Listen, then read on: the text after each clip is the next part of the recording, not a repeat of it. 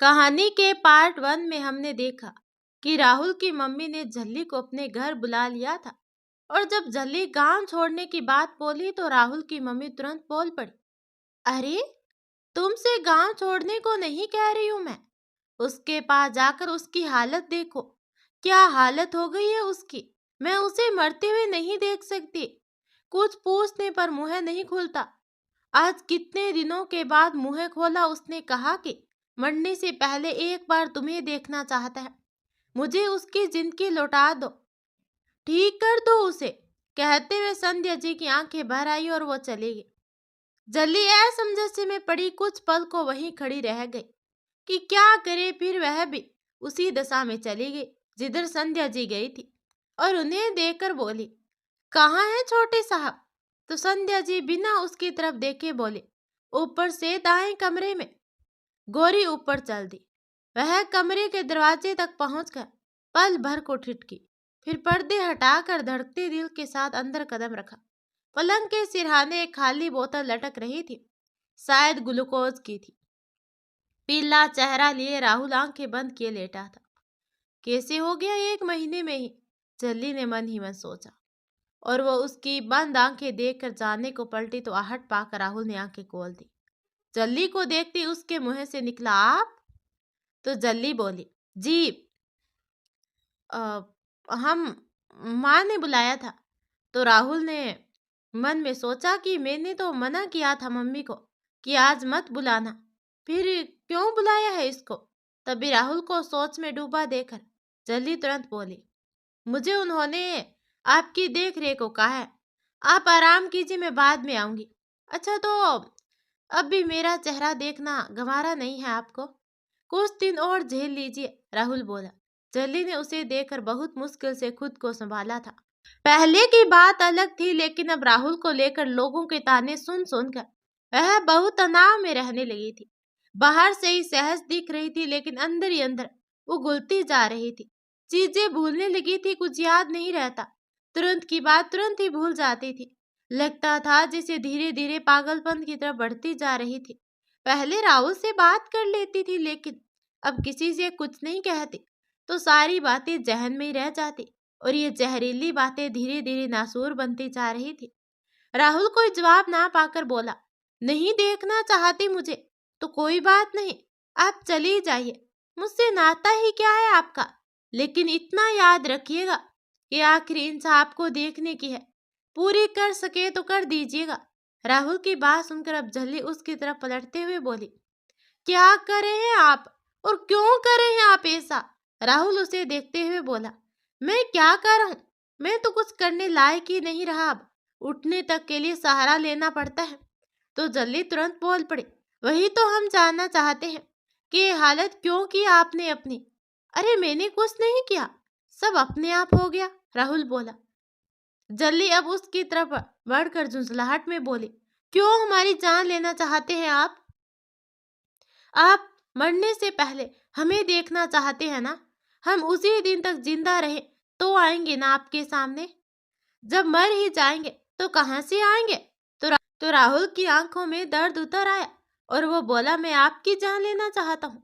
मैंने तो आपको कुछ कहा भी नहीं। मेरी अपनी ये हालत हो गई, मैं किसी की जान क्या लूंगा। तो जल्दी अपना दुख अब दबा कर नहीं रख सकी। इतने दिनों की बातें जो मन में दबी हुई थी वो सब कहने से खुद को नहीं रोक सकी और बोली, यहाँ पर बिस्तर पर पड़े हैं ना आप, जरा बाहर निकल कर देखते तो पता चल जाता। अब हम डाइन भी कहे जाने लगे हैं। कहा जा रहा है कि हमारी परछाई पड़ते ही आपकी ये हालत हो गई। हमारा साया जिस पर पड़ जाता है वो जिंदा नहीं बचता। इसी बात को सही साबित करना चाहते हैं ना आप। हमें सुनने को बाकी रह ही क्या गया है। अब आपकी मौत का कलंक भी हमारे ही सर लगना लिखा है। सबकी मौत का कारण बनकर हम ही जिंदा रहते हैं। हमें ही मौत क्यों नहीं आती, पता नहीं क्यों हम नहीं मरते। राहुल को ये सुनकर दिल में दर्द सा महसूस हुआ, पर वह चुप रहा।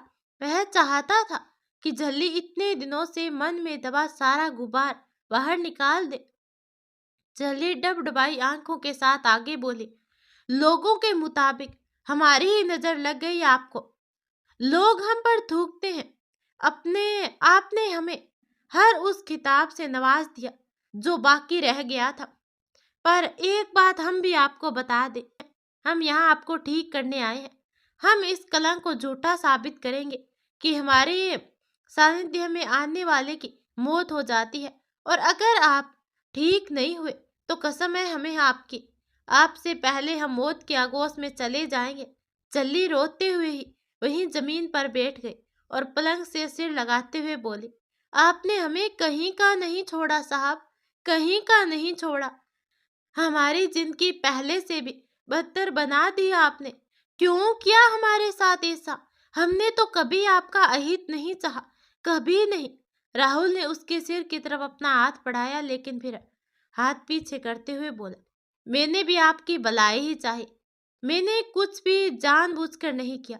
मैं इस तरह की जिंदगी के बारे में नहीं सोच सकता जिसमें आप शामिल ना हो। मैं आपसे बात किए बिना नहीं रह सकता। आपने उस शाम मेरे सारे ख्वाब तोड़ दिए। मेरी भूख प्यास गायब हो गई। बिना भूखे कोई कैसे खा सकता है? वैसे भी मैंने आपसे उसी दिन कहा था कि आपके बिना मैं मर जाऊंगा घुट घुट कर। मेरी ये हालत खुद ब खुद होती चली गई। मैंने न आपको देखा न बात की। मैं नहीं जी सकता इस तरह। जल्दी आंसुओं से भीगा चेहरा ऊपर उठाते हुए बोले, तो इसका मतलब क्या समझे? आप हमारे सर कलंक लगाकर ही मानेंगे? आप ही बताइए ना, हम क्या करें? अगर हम कह भी दें कि हम आपसे प्यार करते हैं तो क्या हो जाएगा उससे? इस जिंदगी में हमें गम के सिवा कुछ नहीं दिया, हमेशा के लिए ही है। हमारे पास कुछ नहीं है किसी को देने के लिए, सिर्फ गम है। आप भी इस बात को नकार नहीं सकते। आपको भी तो हमने दे दिया ना गम। बोलिए, दिया कि नहीं? क्यों बने थे आप हमारे दोस्त? क्यों मालिक मजदूर के संबंध को वहीं तक सीमित नहीं रहने दिया? हम तो वैसे ही मर मर कर जी रहे थे, पर आप तो पूरी तरह मरने को मजबूर होते जा रहे हैं। हम पागल हो जाएंगे किसी दिन। हमारा दिमाग काम नहीं कर रहा इन दिनों। तो राहुल परेशान हो उठा और बोला, आप मेरे सामने रोया मत कीजिए। मैं नहीं देख सकता हूँ आपको ऐसे बार बार रोते हुए। आंसू पोंछ लीजिए, मैं ठीक होकर दिखाऊंगा। आपके सिर मेरी वजह से कोई कलंक नहीं लगेगा। झल्ली खामोश बैठी रही तो राहुल ने अपना हाथ बढ़ाया, लेकिन झल्ली खड़ी हो गई और अपने आंसू पोंछ लिए। झल्ली के आंसू पोंछ कर मुड़ते ही राहुल बोला, माँ कहाँ है? तो झल्ली बोली, वो नीचे है। अच्छा, तो मुझे पानी चाहिए, आजकल ज्यादा बोला नहीं जाता मुझसे। तो झल्ली बोली, बुला देती है उन्हें। अरे क्यों, आप नहीं दे सकती? तो झल्ली तुरंत बोल पड़ी, आप हमारे हाथ से दिया हुआ पानी पी लेंगे? तो राहुल ने अब उसे नाराजगी भरी नजरों से देखा, जरा तल्ख लहजे में बोला, मैंने आपको मना किया था ना, आप मेरे सामने ऐसी बातें नहीं करेगी। या अब आप मुझे सिर्फ छोटे साहब समझती है? दोस्त नहीं रह गया अब मैं? रिश्ते तोड़ने में पल भर का समय नहीं लगता आपको? तेज बोलने और कमजोरी के कारण उसकी सांसें तेज चलने लगी। वो उठने की कोशिश कर रहा था तो जल्दी उसके तरफ बढ़ गई और उसे सहारा देते हुए बोली, बैठ जाइए। उसके बैठते ही वो जल्दी से गिलास में पानी भरकर ले आई और राहुल की तरफ बढ़ा दिया। राहुल ने पानी पी लिया तो गिलास उसके हाथ से छूटने को हुआ, लेकिन तभी जल्दी ने गिलास को पकड़ लिया। तो गिलास को पहले से ही पकड़े हुए राहुल के हाथ को भी साथ में ही पकड़ लिया। राहुल ने उसकी तरफ देखा तो जल्दी भी नजर उसकी तरफ उठी। अब राहुल ने नजर हटाकर अपने हाथ पर मौजूद उसके हाथ की ओर देखा तो जल्दी ने झट से अपना हाथ हटा लिया। जब राहुल ने पानी पी लिया तो जल्दी ने गिलास रख दिया और मुड़कर उसकी तरफ देखा। राहुल भी उसे ही देख रहा था। जल्दी ने नजर हटाते हुए कहा, इतने दिनों में कैसे हो गए हैं आप? अंतर तो आप में भी काफी आया है। राहुल ने उसे देखते हुए कहा, मेरी छोड़िए, वक्त हो चला है। खाना कब खाते हैं आप? कोई खास वक्त नहीं, माँ किसी भी वक्त खिला देती है, क्योंकि मेरा मन तो कभी होता ही नहीं है खाना खाने का। जी तो लेटेंगे आप? बैठने में तकलीफ हो रही होगी ना? तो राहुल ने इनकार में सर हिला दिया, लेकिन उसकी सांस अब भी तेज चल रही थी। कोई तो तकलीफ है आपको, हम आपका चेहरा देखकर पहचान जाते हैं। सांस तेज चल रही है। क्या हुआ है? तो राहुल बोला, अरे कुछ नहीं, लेटिए आप, हमें कुछ नहीं पता। राहुल ने फिर सिर हिला दिया तो वह बोली, आप हमारी बात नहीं मान रहे, पर आप परेशान हैं, हम मालिक को बुला दें, हम मालकिन को बुला दें। तो राहुल बोला, मत बुलाइए मम्मी को। अरे तो बताओ ना, तुम्हारा सांस क्यों उखड़ रहा है? जल्ली बोली। तो राहुल कुछ नहीं बोला तो जल्ली फिर बोली, आपने बात कर ली ज्यादा, इस वजह से हो रहा है क्या ऐसा? फिर भी राहुल कुछ नहीं बोला तो जल्ली बोले, आप कुछ बोल क्यों नहीं रहे? मतलब यही कारण है ना? राहुल दूसरी तरफ देखने लगा तो जल्ली बोले, और पानी पी लीजिए ना, हमें पहले ही बता नहीं सकते थे कि आपको बोलने पर तकलीफ होने लगती है, क्या जरूरत थी बोलने की? अब आप आराम कीजिए और हमारी बातों पर तो जरा भी गौर मत कीजिएगा। आपको ठीक करने की नीयत से हमने वो सब चुपने वाली बातें कह दी थी, हमें कोई कुछ नहीं कहता, हमने सब झूठ बोला है। अप, अपने लिए उसकी परवाह देकर राहुल को आंखों में दर्द उभर आया और उसकी बात सुनकर हल्का सा मुस्कुराया और बोला, तब झूठ बोला था या अब झूठ बोल रही हैं आप? जल्दी ने उसकी बात को अनसुना कर दिया और बोला, पानी दूं? नहीं। राहुल सिरहाने से टिकते हुए बोला, कुछ नहीं होता, ऐसे ही बस जरा जोर जोर से बोल देता हूँ तो सांस चढ़ जाती है। संध्या जी तभी खाना लेकर आई तो झल्ली को देखकर, तुम तब से खड़ी हो क्या? जल्ली मुस्कुराते हुए बोले, कोई बात नहीं, क्या हो गया थोड़ी देर खड़े होने से, अब हम घर जाएंगे। तो राहुल और संध्या जी एक साथ उसकी तरफ देखने लगे। फिर संध्या जी बोली, तुम जाओगी? जल्ली के कुछ जवाब देने से पहले ही राहुल बोला, मैं इतना नहीं खाऊंगा, निकाल दो। जल्ली उसकी तरफ देखने लगी और बोली, वो है ही कितना जो आप नहीं खा सकते, मत निकालिए मालकिन, खाइए आप, हम यही हैं, अभी कहीं नहीं जा रहे। राहुल खाने की थाली की तरफ देखने लगा तो जल्ली संध्या जी से बोली, क्या साहब रोज ऐसे ही करते हैं? हाँ, कभी खाता है और कभी नहीं खाता। अच्छा, तभी तो इतने पहलवान हो रहे हैं, जल्ली मन ही मन कहा। संध्या जी तुरंत बोले, मत जाओ तुम जी। जल्ली हैरान हो गई, रात हो गई थी मालकिन, अब हम यहाँ कैसे रुक सकते हैं? संध्या जी ने कहा, जब तक ये ठीक ना हो जाए कहीं मत जाओ, हम काम नहीं करेंगे तो हमारा गुजारा कैसे होगा मालकिन? काम है ना, राहुल की देख रेख करोगी, उसका ख्याल रखोगे तो मैं पैसे मिलेंगे तुम्हें मेहनत के। आज तो चले जाए ना, एक कपड़ा लेते आएंगे तो नहाकर पहन सकेंगे, ऐसे कितने दिन रहेंगे यहाँ एक जोड़ी कपड़े में? तुम किसी बात की चिंता मत करो, तुम्हें यहाँ सब मिल जाएगा, बस इसके ठीक होने तक यहाँ रहना होगा। ये कोई आदेश नहीं, अनुरोध है एक माँ का तुमसे। जल्ली ने राहुल की तरफ देखा, वो बस थाली में हाथ डाले बैठा था, खा कुछ नहीं रहा था। तो जल्ली तुरंत बोल पड़ी, आप खा क्यों नहीं रहे? हम कहीं नहीं जा रहे, हम यही रहेंगे। तो राहुल उसे देखते हुए बोला, झूठ कह रहे हैं आप, जानता हूँ कि आप मेरे खाना खाते यहाँ से चली जाएंगी। तो झल्ली बोली, हम सच कह रहे हैं, हम नहीं जाएंगे। संध्या जी एकदम से झल्ली से बोली, तुम्हें भी तो भूख लगी होगी ना, खा लो, तुम भी आओ, पहले छोटे साहब खा ले तब हम खाएंगे। तो राहुल चुपचाप खाना खाने लगा। जब उसने खा लिया तो झल्ली और संध्या वहां से चली गई। जल्दी ने नीचे जाकर बोली, मालकिन आपके यहाँ सफेद कपड़े नहीं होंगे, हम और कपड़ा नहीं पहन सकते, तुरंत जाकर तुरंत लौट आएंगे। संध्या जी उसका चेहरा देखने लगी, फिर ऊपर देखा तो झल्ली बोली, आप उन्हें मत बताना कि मैं गई हूँ।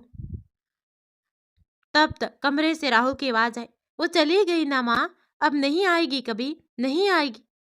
नहीं गई, संध्या ने नीचे से ही कहा। फिर जल्दी से बोली, मत जाओ जल्दी, सह नहीं पाएगा मेरा राहुल, बहुत कमजोर हो गया है, यहाँ रहोगी तो वो ठीक हो जाएगा। चेहरा आज जरा सा निखर उठा है उसका।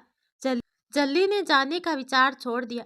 उसने खाना खाया और फिर संध्या जी से कहने पर ऊपर चली गई। संध्या जी ने उसे भेज कर खुद नीचे ही रह गई। आप सोए नहीं अभी? आप सोए नहीं अभी तक? जल्दी ने राहुल के दरवाजे की तरफ देखती निगाहों से निगाहें मिल जाने पर पूछा। तो राहुल बोला, मुझे लगा कि आप चली गई इसलिए, हमने कहा था ना कि हम आपको ठीक करने आए हैं, तो कैसे चले जाएंगे? तो राहुल बोला, आप सच में नहीं जाएंगे ना? नहीं जाएंगे, सो जाइए आप, दरवाजा बंद कर दे। संध्या जी ने उसे राहुल के पास वाले कमरे में ही ठहरने को कहा था। जल्दी आयतन पलंग पर नहीं सोती थी, वह नीचे बिछी हुई चादर पर लेट गई। अनजान जगह थी, नींद नहीं आ रही थी, इस तरह के विचारों ने उसे घेरा हुआ था। यह चुपचाप आंखों पर कोहनी रखे सोचने लगी। कैसे मोड़ पर आ गई जिंदगी। एक तरफ लोगों के ताने, दूसरी तरफ मालकिन का विश्वास और तीसरी तरफ छोटे साहब और उनका प्यार। यहाँ रह तो लूं, पर फिर यहाँ से निकलने पर लोग क्या क्या कहकर पुकारेंगे हमें। कुछ और नए नाम शरीक हो जाएंगे उन पुराने नामों में। पता नहीं कब तक जी पाएंगे, ठीक रहेंगे या पागल हो जाएंगे। नहीं आना चाहिए था हमें छोटे साहब के संपर्क में। अब कोई रास्ता नहीं दिखता, आगे बढ़ नहीं सकते, पीछे साहब जाने नहीं देंगे। हमारा मन उस रोज उनके प्यार में भीग तो उठा, लेकिन वो नहीं जानते कि इस भीगे मन के धरातल पर एहसासों और भावों का अंकुरण संभव नहीं है। हम उस पल को जिंदगी भर में संजो कर रखेंगे, लेकिन उनको अपने प्रेम की बारिश में नहीं भिगो सकते। उस एक पल में हमने जिंदगी भर के प्रेम को जी लिया, लेकिन हम उनको खुद पर अधिकार हम नहीं दे सकते। उनका दर्द तो बांट सकते हैं, लेकिन उनके साथ प्यार नहीं बांट सकते। रहना सीखना होगा उन्हें हमारे बिना। जल्दी की नींद नहीं आ रही थी, करवट बदल बदल कर थक गई थी। एक बार को मन हुआ कि नीचे चली जाए, पर मालकिन से इतनी बोलचाल नहीं थी। आज पहली बार ही तो मिली थी, थोड़ी हिचकिचाहट हो रही थी उसके जाने में। तो अब जल्दी उठकर राहुल को देखने चल दी। जैसे ही पर्दे के पास आकर खड़ी हुई, वैसे ही राहुल बोला, कौन है जल्दी, आप है यहाँ? सोई नहीं अभी तक? तो जल्दी बोली, जगह अनजान है तो नींद नहीं आ रही, अकेले डर भी लगता है। तो फिर जागे रहने का इरादा है? राहुल बोला, अरे नहीं, लेकिन आप क्यों जाग रहे हैं? तो राहुल बोला, मैं तो ऐसे ही जागता सोता रहता हूँ। तो जल्दी बोली, कोई आएगा तो नहीं ना यहाँ? हम सो जाएं यहीं कमरे के बाहर। अरे रात में कौन आएगा यहाँ? आप चाहो तो सो सकती हो। तो झल्ली बोले, बस दरी डालकर दरवाजे के बाहर सो जाएंगे, हमें डर नहीं लगेगा, आपका दरवाजा लगा देते हैं। तभी राहुल बोला, अरे ऐसे आपका नीचे सोना मुझे अच्छा नहीं लग रहा। अरे कोई बात नहीं, आदत है, कहीं भी सोना ही तो है। झल्ली दरवाजे के बाहर ही सो गई। राहुल भी उसके पास होने के एहसास को महसूस करके निश्चित होकर सो गया। सुबह जब झल्ली की आंख खुली तो वह झट से उठकर बैठ गई। धीरे से दरवाजे को खोलकर झांका तो सोया हुआ राहुल नजर आया। वह दरी समेट कर नीचे चली गई। संध्या जी तभी नहाकर बाहर आई थी। झल्ली को देखते ही बोली, क्या हुआ, रात में नीचे क्यों सोई थी? नई जगह है इसलिए हमें नींद नहीं आ रही थी, और छोटे साहब के सिवाय किसी को जानते भी नहीं, तो बस इसलिए। तभी संध्या जी बोली, हाँ होता है ऐसा, कुछ दिनों में आदत पड़ जाएगी। तुम्हारे लिए कपड़े मंगवाए हैं, उधर टेबल पर रखे हैं। गौरी ने टेबल पर से कपड़े उठाते हुए कहा, खरीद कर मंगाए हैं, हमारे घर से आ जाते ना। कोई बात नहीं, आओ इधर नहा लो। जल्दी अब नहाने चली गई। कुछ देर के बाद वह नहा कर आए तो गिल्ले बालों को कंघी करने लगी। बहुत ही खूबसूरत लंबे बाल थे उसके। नजर बालों पर ही ठहर कर रह जाती, और जल्ली भी उतनी ही खूबसूरत नजर आ रही थी। संध्या जी तो उसे देखती रह गई। कितनी खूबसूरत लड़की है, मन में ही बोली, और जी में आए कि कह दे कि काजल लगा लो, नजर लग जाएगी। पर दूसरे क्षण उसका ख्याल बदल गया, क्योंकि ऐसा कहने पर उसे बुरा लग सकता था। जल्दी के पास आती हुई वो बोली, रात में कुछ बात हुई उसे? नहीं, हम दूसरे कमरे में चले गए थे। तभी संध्या जी बोली, बीमार क्यों पड़ गया वो अचानक ही, कुछ जानती हो? वो तो रोज पगार देने आते थे, फिर अचानक ही आना छोड़ दिया। हमें नहीं मालूम था कि वो बीमार है। तभी संध्या जी बोली, कोई बात हो गई थी क्या तुम दोनों के बीच? अरे हम समझे नहीं। तभी संध्या जी बोली, मतलब कोई बहस हुई थी क्या उससे? तो जल्दी बोले, उन्होंने आपसे कुछ कहा क्या? हाँ, लेकिन क्या कहा था? जल्दी अचंभित होकर उनकी ओर देखने लगी। यही कि वो तुमसे प्यार करते हैं, और ये बात उसने तुमसे कह भी दी थी। तभी जल्दी ने नजर झुका ली और बोली, आपसे कल कहा ये सब? हाँ, इतने दिनों से पूछ रही हूँ, कुछ बताता ही नहीं। कल कहा कि जिस रोज आखिरी सांस लूं उस रोज एक बार जल्दी को बुला देना। माँ हूँ उसकी, जब तुम्हें ही देखना चाहता है तो किसी विशेष दिन का इंतजार क्यों करती? लगा कि तुम्हें देखकर ठीक हो सकता है, इसलिए बुला लिया।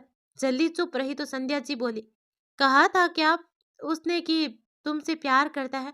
जी कहा था। तो तुमने क्या कहा? तभी जल्दी बोली, उन्हें जवाब चाहिए था। हमने कितनी बार उन्हें नहीं में जवाब दिया। कहा पर छोटे साहब बार बार दोहरा रहे थे, हम तो वैसे ही दुखी हैं मालकिन, ताने सुन सुन कर ही जिंदगी गुजारे हैं। अभी तो तबीयत की वजह से ही लोग हमें जाने क्या क्या बक रहे हैं। अगर ये सब बातें सामने आ गई तो हम कैसे जिएंगे। हम मजबूर हैं, इसलिए हमने साहब से बात करना छोड़ दिया। उसके बाद हमें कुछ नहीं मालूम, हम इनसे नहीं मिले। तो संध्या जी बोले, उसने कुछ कहा नहीं तुम्हारे इनकार के बाद? नहीं, सिर्फ उस रोज के बाद न आने को कहकर चले गए। तब संध्या जी बोली, वो तुमसे शादी करना चाहता है? अरे, ऐसे कैसे हो सकता है मालकिन, हम विधवा हैं। तो संध्या जी बोले, उसने तुमसे नहीं कही ये बात? नहीं, ऐसा तो कुछ नहीं कहा उन्होंने हमसे। अगर कहेगा तो क्या कहोगे? तभी झल्ली बोली, इनकार कर देंगे। माफ कीजिएगा, पर आप हमसे ऐसी बातें क्यों कर रही है मालकिन? हमारा मजाक उड़ा रही हैं। हमें लेकर आप अपना किसी संशय में ना रहे। हम उनसे पहले ही कह चुके हैं कि जैसा वो चाहते हैं वैसा कभी नहीं हो सकता। हम जैसी लड़की इतने ऊंचे ख्वाब नहीं देख सकते। एक विधवा को प्यार पाने का हक नहीं होता। तभी संध्या जी बोली, मैं तुम्हारा मजाक नहीं उड़ा रही। मैं तुमसे बस इतना चाहती हूँ कि अगर वो तुमसे ऐसा कहे तो उसे मना मत करना। तभी झल्ली बोली, माफी चाहते हैं, लेकिन हम ऐसा नहीं कर सकते। न तो ये समाज इस बात को स्वीकार करेगा और न ही आप लोग हमें स्वीकार करेंगे। कभी नहीं करेंगे।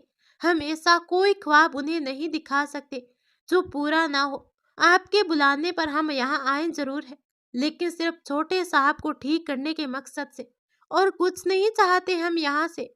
तभी संध्या जी मायूस होकर बोली, उसे ठीक करने आई हो ना? तुम्हारे मना करने पर वो कभी ठीक नहीं होगा, हमेशा यही हालत रहेगी। तो झल्ली बोली, नहीं ठीक होंगे तो उनसे पहले हम मर जाएंगे।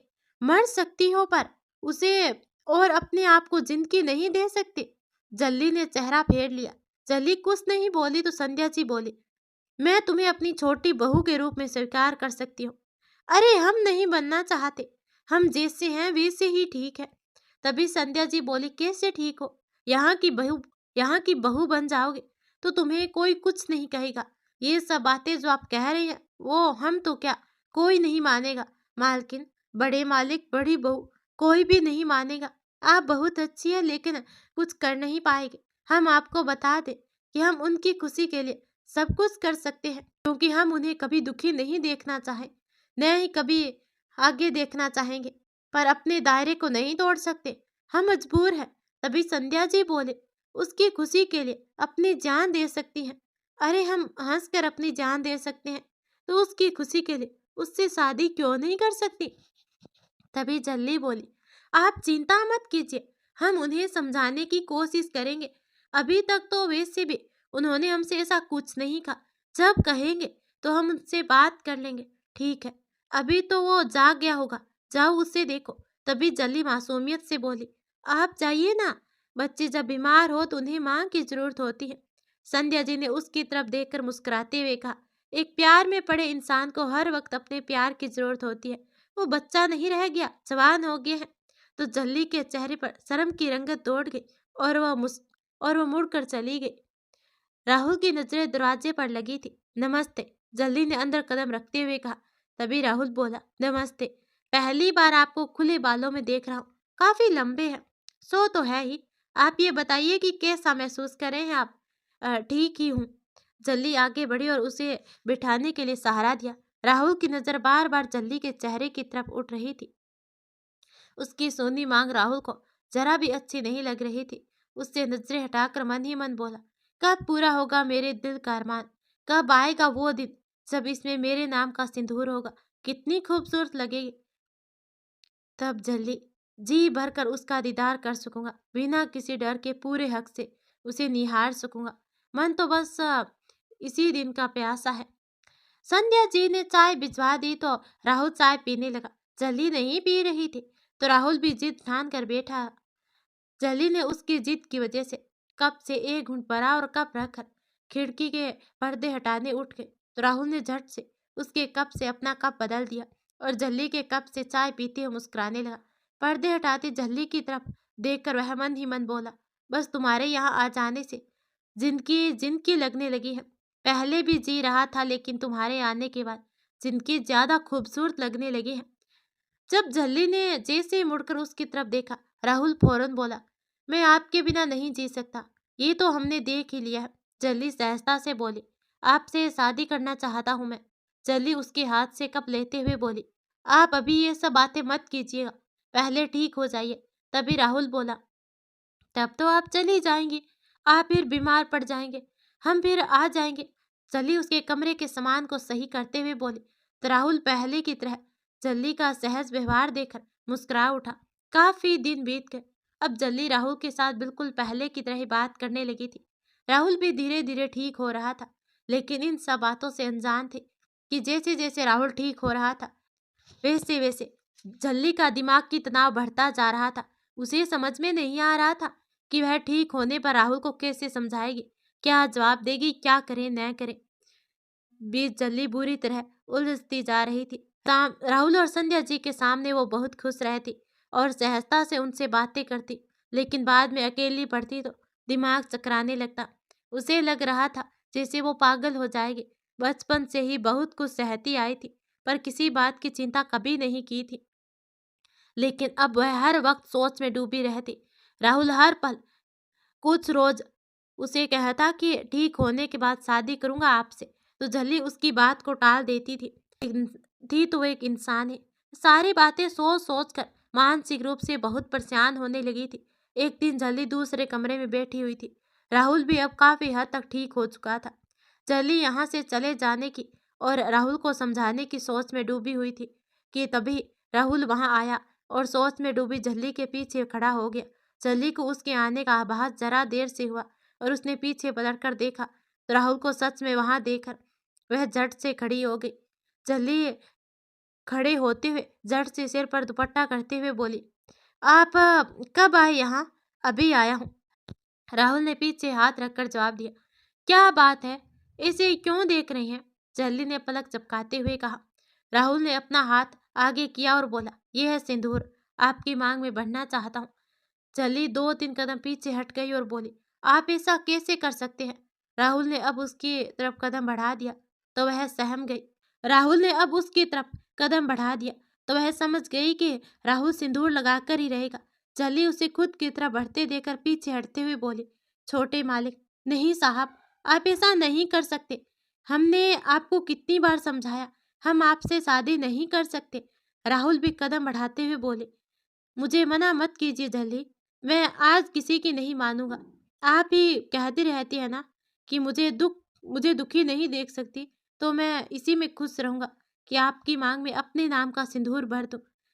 झल्ली कमरे के कोने में पहुंच गए तो वह घबराहट से भर उठी और बोली, हम ऐसा नहीं कर सकते, हम आपको खुद की जिंदगी में शामिल होने की इजाजत नहीं दे सकते। आप जाइए यहाँ से, हमें छोड़ दीजिए हमारे हाल पर। राहुल फिर भी उसके करीब पहुंचकर उसके एक हाथ को पकड़ लिया तो झल्ली का दिमाग तनाव से भर गया और उसकी आंखों में पानी आ गया।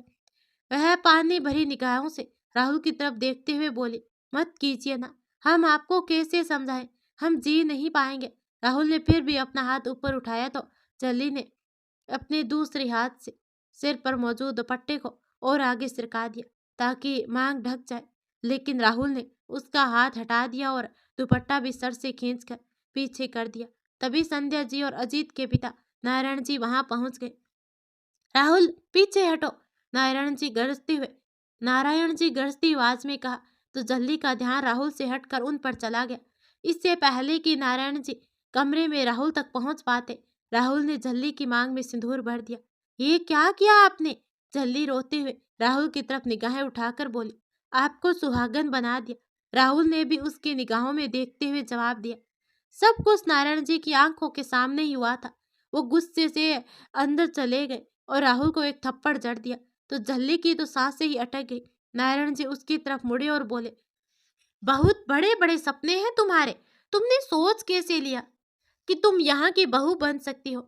एक ऐसी लड़की जिसे उसकी मनहूसियत के कारण उसके सगे माँ बाप तक ने छोड़ दिया, जिसके ससुराल जाने से पहले दूसरे घर का चिराग मर गया, वो ऐसे ख्वाब देख रही है। कान खोलकर सुन लो, तुम्हारी किस्मत में वही सब था। यहाँ के सपने देख भी कैसे लिए तुमने? पिताजी, राहुल अब और बर्दाश्त ना कर पाने पर चीखा। चुप रहो, नारायण जी ने बुलंद आवाज में उसे डांट दिया। नहीं रहूंगा चुप, अब झल्ली को कुछ नहीं कहेंगे। तभी नारायण जी गुस्से में बोले, क्यों नहीं कहूंगा? तुम्हारी मति मारी गई है, मेरी नहीं। कोई मति मारी नहीं गई है, मैं इसके बारे में कुछ नहीं सुन सकता। नारायण जी ने राहुल को 2 पल को घूरा और फिर नजर हटाकर जल्ली की तरफ देखते हुए बोले, जा यहाँ से, अब तक यहाँ खड़ी क्या कर रही है?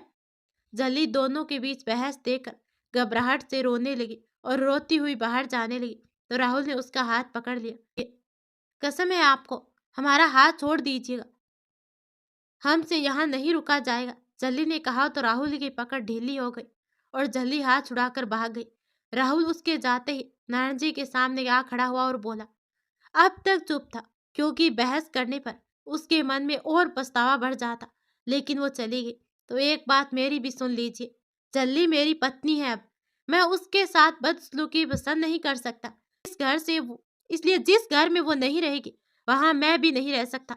नारायण जी मुस्कुराए और बोले, सारा जोश 1 घंटे में ठंडा पड़ जाएगा। यहाँ लड़कियों की कोई कमी नहीं है जो एक विधवा से शादी हो जाएगी तुम्हारी। राहुल उसकी निगाहों से निगाहें मिलाते हुए बोला, मैं शादी कर चुका हूँ, वो भी एक लड़की है।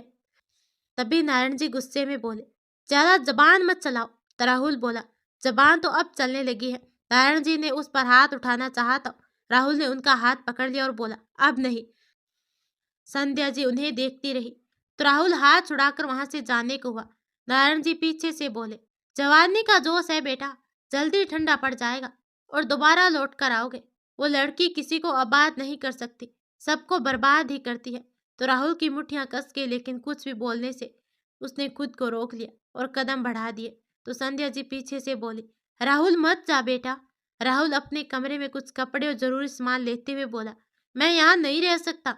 उन्होंने जल्ली को बहुत कुछ कहा है। तो संध्या जी बोली, मैं उन्हें समझा दूंगी सब कुछ। तो राहुल बोला, आपके लिए बड़े भैया भाभी है माँ, वो आपकी देख रेख कर लेंगे। हमारी कोई जरूरत नहीं है इस घर में। समझ देना कि हॉस्टल से लौटकर आया ही नहीं कभी। राहुल वहां से निकलकर सीधे काका के यहाँ चला गया और अपना सामान रखकर एक तरफ को बढ़ गया। उधर दूसरी तरफ औरतें झल्ली की मांग में सिंदूर देकर आपस में खुसर फुसर करने लगी। हम तो सोच रहे थे कि इसे ले जाकर जान से मार दिया होगा, पर ये क्या हो गया? इसकी मांग में तो सिंदूर है। झल्ली भागकर सीधे अपने घर चली गई और बेतहासा रो रही थी। उसकी मौसी बाहर की खुसर फुसर सुनकर घर चली आई और बोली, जल्ली ये क्या किया? ये सिंदूर कैसा? जल्ली ने कोई जवाब नहीं दिया तो वो बोली, बोलो जल्ली, क्या है ये सब? हमने कुछ नहीं किया मासी। तभी उसकी मौसी बोली, तो क्या छोटे मालिक ने किया? जल्ली ने सिर हिलाकर हामी भर दी तो मासी बोली, छोटे मालिक को रोकना चाहिए था ना, उन्हें समझाया नहीं तुमने? मिटा दो इसे। जल्ली ने फौरन अपनी मां की तरफ बड़े मौसी के हाथ को हटा लिया और बोली, लोग तो देख ही चुके हैं मासी, अब मिटाने से क्या हो जाएगा, लग ही गया है तो अब ये कभी नहीं मिटेगा। तो उसकी मौसी बोली, अब ये फैसला कर लिया, जब ये फैसला कर ही लिया है तो रोक क्यों रही हो? तब जली रोते हुए बोले, क्योंकि बड़े मालिक हमें बहू के रूप में स्वीकार नहीं कर सकते। तो उसकी मासी बोले, अरे वो कब आए? वो तभी आए जब छोटे साहब ने उनके सामने हमें सिंदूर लगा दिया था। उन्हें बिल्कुल पसंद नहीं आया, उन्होंने घर से निकलने का बोल दिया हमें। अरे तो छोटे मालिक कहाँ थे? उन्होंने तुम्हें रोका नहीं? तो जल्दी बोली, हाथ पकड़ा था उन्होंने, हम ही नहीं रुके। वो बड़े मालिक से बहस कर रहे थे। तो उनकी मौसी परेशान होकर बोली, अरे तो लोग क्या कहेंगे अब? हर यही तो हम भी सोचते रहते हैं मासी। आजकल उन्हें हर कुछ दिन पर यही धुन सवार थी, हम टालते रहते थे, लेकिन आज अचानक ही हमारे कमरे में चले आए और मना करने पर भी हमारी बात नहीं सुनी। तो अब क्या करोगी बेटा? कुछ नहीं मौसी, हम कहीं नहीं जाएंगे। साहब आए तो उन्हें कह देना कि हम किसी से मिलना नहीं चाहते और उनसे भी नहीं। तभी उसकी मौसी बोले, कम से कम चुप तो हो जाओ बेटा, जो होना था हो गया, तो रोए क्यों जा रही हो? तो जल्ली बोली, हम नहीं जानते कि क्यों रो रहे हैं, बस आंसू रुक नहीं रही। आप उन्हें कह देना कि घर चले जाए, वरना हम पर फिर कलंक लगेगा ना मासी कि हमने बाप बेटे को अलग कर दिया। क्यों होता है हमारे साथ ऐसा? हम कुछ करें या न करें, कलंक तो हम पर ही लगता है। अरे जल्दी बेटा, ज्यादा मत सोचो, तुम जरूर से ज्यादा सोचती रहती हो आजकल। लोगों की बात पर ध्यान मत दिया करो। वो छोटे साहब है, सब संभल जाएगा, कुछ नहीं होगा। कुछ समझ में नहीं आ रहा मासी, दिमाग चकरा रहा है, हम पागल हो जाएंगे। तभी कुछ टाइम के बाद राहुल जल्दी के घर आ गया और तुरंत अंदर चला आया और बोला, चुप हो जाइए जल्दी, आप रोया मत कीजिए, मुझे अच्छा नहीं लगता। राहुल को देखकर ही जल्दी ने चेहरा फेर लिया और बोली, आपको यहाँ नहीं आना चाहिए था, आप घर चले जाइए। तो राहुल बोला, मैंने घर छोड़ दिया है। जहाँ आपके लिए कोई सम्मान नहीं, वहाँ मेरे लिए एक पल भी रहना मुश्किल है। जली पलट कर उसकी तरफ देखते हुए बोली, हम कह रहे हैं ना कि आप घर चले जाइए। सब कहेंगे कि बाप बेटे को अलग कर दिया हमने। अरे जली, सब कहेंगे तो क्या हो जाएगा? आपको मेरे अलावा सबकी पड़ी है। आप तो जानती है ना कि आपने कुछ नहीं किया, मैंने अपनी मर्जी से घर छोड़ा है। तभी जल्ली बोली, ठीक नहीं किया आपने हमारे साथ। मैंने ठीक किया है। राहुल बोला, क्या मिल गया आपको हमें सिंदूर लगाकर? बताइए हमें। हम घर से बेघर हो गए ना आप, और हम घर में कैद हो गए। तो राहुल बोला, आज बेघर हूँ, कल नए घर का इंतजाम कर लूंगा। और आप घर में, आज बेघर हूँ, कल नए घर का इंतजाम कर लूंगा और आप घर में ही रहेंगे तो बेहतर है।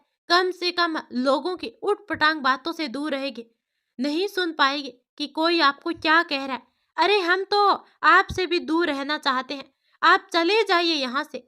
हम कुछ दिन की मोहलत चाहते हैं, किसी से नहीं मिलना चाहते हम इस वक्त। हम कुछ सोच समझ नहीं पा रहे हैं, हमें अकेले ही रहना है बस। ठीक है जल्दी, मैं अब जा रहा हूँ, नहीं आऊँगा कुछ दिनों तक आपके यहाँ। वैसे काका के यहाँ रह रहा हूँ, नए घर का इंतजाम होने तक ख्याल रखना अपना। राहुल मुड़कर चला गया तो मौसी ने दरवाजा बंद कर दिया। तभी मौसा जी भी घर आ चुके थे। वो राहुल के जाते ही बोले, कोई दिखावा नहीं छोटे साहब में, बहुत साफ व्यक्ति है। तो मौसी बोली, लेकिन अकेले क्या कर लेंगे? उस पर बड़े मालिक भी तो खिलाफ है। तभी जल्ली के मौसा झरोके से बाहर देखते हुए बोले, ये जो चाहे वो कर सकते हैं, लगन है इनमें। सुनो, तुम भी जल्ली के साथ घर पर ही रहना, अब सिर्फ मैं जाऊंगा काम पर, इसे अकेला छोड़ना ठीक नहीं है। एक जल्ली रात पर चुपचाप कमरे के एक कोने में सुन सी बैठी रही, जाने किस सोच में गुम थी। दिमाग में कितनी तरह की बातें चल रही थी। रह रह कर दिमाग में ये बात चली आती, सबको उसके परिवार से अलग कर देती हूँ। कोई दुनिया छोड़कर चला गया तो कोई घर छोड़कर चला आया, आखिर क्यों? अगला दिन भी इसी तरह बेख्याली में बीत गया। वो मौसी से भी कुछ नहीं कह रही थी, दिमाग में अब सिर्फ यही एक बात घूमती रहती थी, इसके सिवा कोई दूसरा ख्याल नहीं आता था। वो गुमसुम सी रहने लगी और फिर रोने लग जाती। 2-3 दिन तक इसी तरह बीत गए। आज चौथे दिन अचानक सोचते सोचते जल्ली का जैसे दिमाग की संतुलन बिगड़ गया। वह कभी रोने लगती तो कभी हंसने लगती। मौसा मौसी इसे इस तरह देखकर परेशान हो उठे, समझ नहीं पा रहे थे कि क्या हो गया। इसी तरह दिन बीतने लगे। जल्ली की हालत में कोई सुधार नहीं हुआ। वो रोती तो रोती ही रह जाती और हंसती तो हंसती रहती। राहुल बाहर ही उसके मौसा से उसका हालचाल पूछ लिया करता था। मौसा जी ने राहुल से जल्दी की हालत छिपा ली थी और उसे सब ठीक ही बताते थे। राहुल रोज भोर में ही उठकर नौकरी करने पास के दूसरे गांव चला गया था और शाम ढलने पर लौट कर आता, इसीलिए जल्दी की हालत के बारे में उसे कोई खबर नहीं थी। मौसा हर बार यही कहते कि जल्दी उनसे मिलना नहीं चाहती, तो राहुल भी खुद को समझा लेता। मौसा को लगा था कि वो धीरे धीरे ठीक हो जाएगी, लेकिन जल्दी की हालत में कोई सुधार नहीं हुआ था। वह उसी तरह पागलों से व्यवहार कर रही थी। 1 महीना हो चुका था तो राहुल शाम को वहां गया और मौसी के हाथ पर अपने कमाई के पैसे रखे। उसे जल्दी की मौसी कुछ परेशान सी लगी, तो आखिरकार उसने पूछ ही लिया, क्या बात है, सब ठीक है ना? तो उसकी मौसी बोली, कुछ नहीं, सब ठीक है। अरे मुझे तो लग रहा है कि आप लोग मुझसे कुछ छुपा रहे हैं। नहीं तो? तभी राहुल बोला, जल्दी को कुछ हुआ है क्या? काका भी आजकल उदास नजर आते हैं, पूछने पर कुछ बताते भी नहीं। कुछ नहीं हुआ, मैंने अभी आते हुए सुना, गांव के लोग कह रहे थे कि जल्दी पागल हो गई है, वो बाहर निकलती है क्या? जो सुनकर आ रहा हूँ वो सच है? तो उसकी मौसी बोली, आप जब सब जान ही गए हैं तो आइए खुद ही देख लीजिए, रो रही है। क्यों? कहते हुए राहुल ने जवाब का इंतजार किए बिना ही अंदर कदम बढ़ा दिया। जल्दी को रोता देखकर राहुल ने प्रश्नवाचक दृष्टि से मौसी की तरफ देखा, क्योंकि जल्दी के चेहरे पर राहुल को पहचानने का कोई भाव नहीं उभरा था। मौसी राहुल से नजर हटाकर झल्ली की तरफ देखते हुए बोली, आजकल यही करती है, रोती है तो घंटों बस रोती रहती है, हंसती है तो हंसती रह जाती है, पहचानना भी कम कर दिया है, बाहर भी चली जाती है, रोकने से भी नहीं रुकती, जैसे किसी से कुछ नहीं कहती, कुछ नहीं सुनती, कोई कुछ भी कहता रहे कोई फर्क नहीं पड़ता इसे, लेकिन कोई सिंदूर पोंछने को कह दे तो उसे मारने पर उतारू हो जाती है, सिंदूर न धुल जाए इसलिए बाल नहीं धोती है। तो राहुल ने अपना हाथ बढ़ाया और झल्ली के सर पर हाथ रखा, तो झल्ली ने फौरन उसका हाथ हटा दिया और उसके चेहरे की तरफ देखने लगी, मानो पहचानने की कोशिश कर रही हो। राहुल भी देखता रहा, लेकिन झल्ली ने कुछ देर के बाद नजर हटा ली और घुटनों में सिर छिपाकर रोने लगी। राहुल ने झल्ली की मौसी की तरफ देखा तो वह बोली, आपको भी नहीं पहचाना साहब? राहुल ने फिर सिर हिलाया, बोला, हाथ क्यों हटा दिया मेरा? मौसी उसकी तरफ देखते हुए बोली, बताया ना अभी। सोच रही होगी कि कोई उसका सिंदूर हटा रहा है। तो राहुल ने गहरी सांस छोड़ते हुए दर्द से कहा, सिंदूर की फिक्र है और लगाने वाला सामने खड़ा है, उसे पहचान तक नहीं रही। अभी दोनों बात कर ही रहे थे कि तभी झल्ली मौका पाकर बाहर जाने के लिए तेजी से बढ़ी। उसने जैसे दरवाजा खोला, राहुल फौरन उसकी तरफ बढ़ा। मौसी के मना करने से वो मान नहीं रही थी और उन्हें धक्का दे दिया, तो राहुल ने आगे बढ़कर उसे पकड़ लिया। जल्दी उससे भी लगी, कसमसाने लगी। मौसी उठते हुए बोली, वो नहीं मानेगी, यही करती है। तो राहुल बोला, आप दरवाजा बंद कर दीजिए, मैं देखता हूँ इसे। झल्ली को वो अंदर की तरफ ले जाने लगा, तो झल्ली कसमसाते हुए बोली, छोड़ो, हमें बाहर जाना है, हम कहते हैं हमें छोड़ो। तभी राहुल ने उसे खाट पर बिठा दिया, लेकिन छोड़ा नहीं। तो जल्ली आश्चर्य से उसकी तरफ देखते हुए बोली, कौन है आप? छोड़िए हमें, हम बाहर जाएंगे, हम जाएंगे, हम जाएंगे, किसी के रोकने से नहीं मानेंगे। जल्ली ने थोड़ी देर तक इसी तरह रट लगाए रखी, फिर शांत होते होते बेहोश सी हो गई। राहुल ने उसे छोड़ दिया और मौसी की तरफ देखते हुए बोले, मैं इसे अपने साथ ले जाना चाहता हूँ। तो झल्ली की मौसी बोली, नहीं साहब, आपके साथ हम इसे नहीं भेज सकते, हमें तो थोड़ा बहुत पहचानती भी है और किसी को भी नहीं पहचानती, इसलिए हम इसे इस हालत में किसी के साथ नहीं भेज सकते। और जब होश में थी तब भी ये आपके पास जाना नहीं चाहती थी। आप क्यों फिक्र करें हैं, हम इसका ख्याल रखते हैं। अच्छा, तो इतना तो बता सकती है ना, क्यों नहीं जाना चाहती मेरे साथ? तो मौसी बोली, आपको घर से अलग कर दिया इसीलिए। तभी राहुल बोला, पर मैं तो अपनी मर्जी से वहां से हटा हूँ, हम कुछ नहीं कर सकते साहब। तभी राहुल ने सोई हुई जल्ली के सर पर हाथ फेरा और मुंह फेर कर घर से निकल गया। वह उसे ठीक करने की तरकीब सोचने लगा।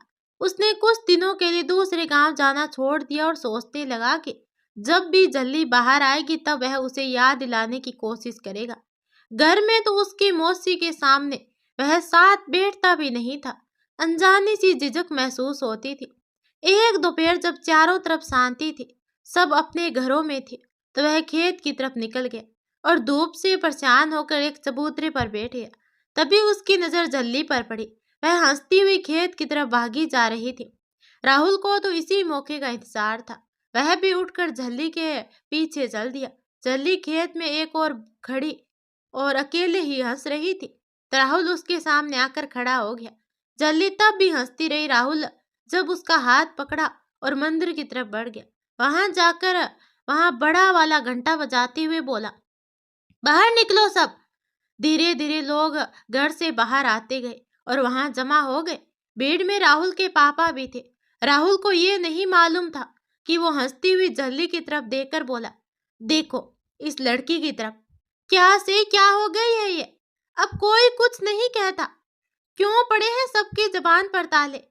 अब बोलो कि मेरी परछाई पड़ने से अच्छी खासी लड़की पागल हो गई, मेरी हरकतों की वजह से उसने इतना तनाव हो गया कि वो होश ही खो बैठी। बोलते क्यों नहीं, बोलिए, मुझे मनहूस हर वो लफ्ज कहिए जिससे आज तक इसे नवाजा है आप लोगों ने।